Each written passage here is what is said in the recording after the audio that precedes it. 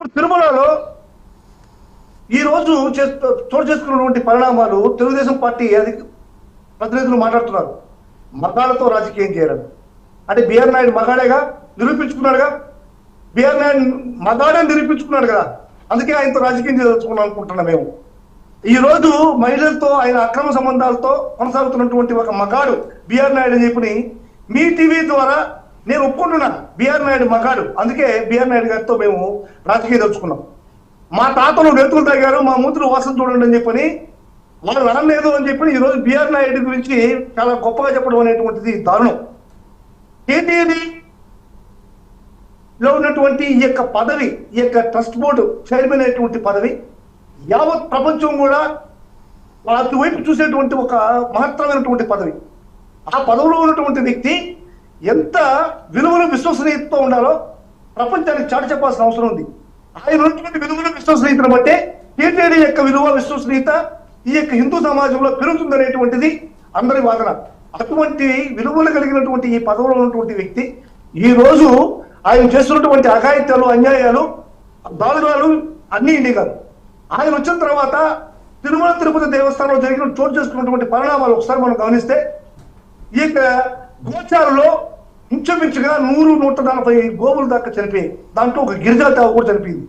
ఆ చనిపోయినటువంటి ఆవుల గురించి ప్రస్తావన చేస్తే ఒక విలేకరి మీలాంటి ఒక విలేకరి ప్రశ్నిస్తే ముసలిఆవులు చనిపోవా అంటాడు. అంటే ముసలిఆవులు చనిపోవంటే బిఆర్ నాయుడు కూడా ముసలోడు అయిపోయారు.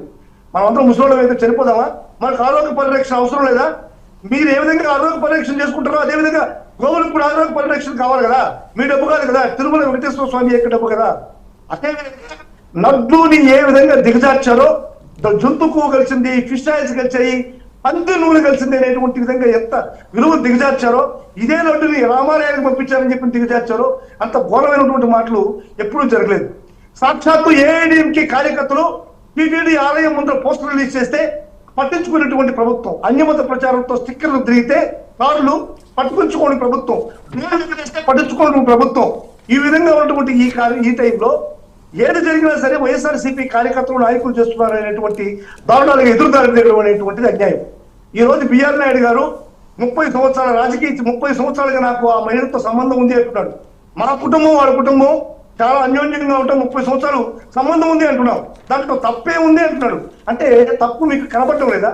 యావత్ ప్రపంచం కూడా దిగ్భ్రాంతికి గురైతే దాంట్లో మీకు తప్పు కనపడటం లేదు అంటున్నారు.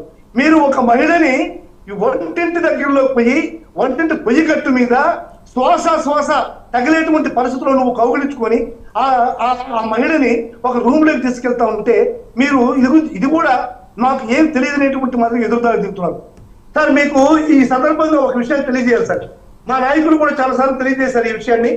ఏంటంటే అచ్యుత దేవరాయల తర్వాత శ్రీకృష్ణదేవరాయలు, శ్రీకృష్ణదేవరాయల తర్వాత అద్భుత దేవరాయలు అనేటువంటి వాళ్ళు ఈ యొక్క పరిపాలన సాగించేటువంటి ఈ టెంపుల్, టీటీడీ టెంపుల్లో సభేల గది దగ్గర ఒక చిన్న శాసనం ఉంది.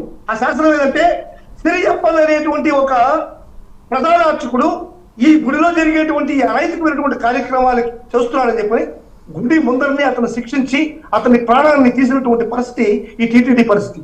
ఇటువంటి పవిత్రమైనటువంటి టీటీడీలో ఈ రోజు ఈ బిఆర్ నాయుడు చేసేటువంటి అక్రమాలని, ఈ అన్యాయాల్ని ఈ ప్రజలందరూ చూస్తున్నారు.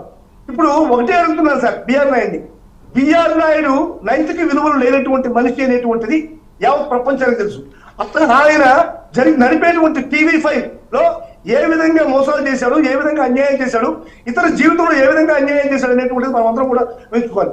న్యూస్ జన్ అనేటువంటి ఒక పేరుతో బోడిగుండిపోయిన బొచ్చు కురిపిస్తానని చెప్పని ప్రజలందరినీ కూడా మోసం చేసినటువంటి బిఆర్ నాయుడు, ఒక న్యూస్ ఛానల్ నడుపుతూ న్యూస్ ఛానల్లో మిడ్ నైట్ మోసాలు చేసినటువంటి బిఆర్ నాయుడు ఇటువంటి చర్యలకు పాల్పడడం అనేటువంటి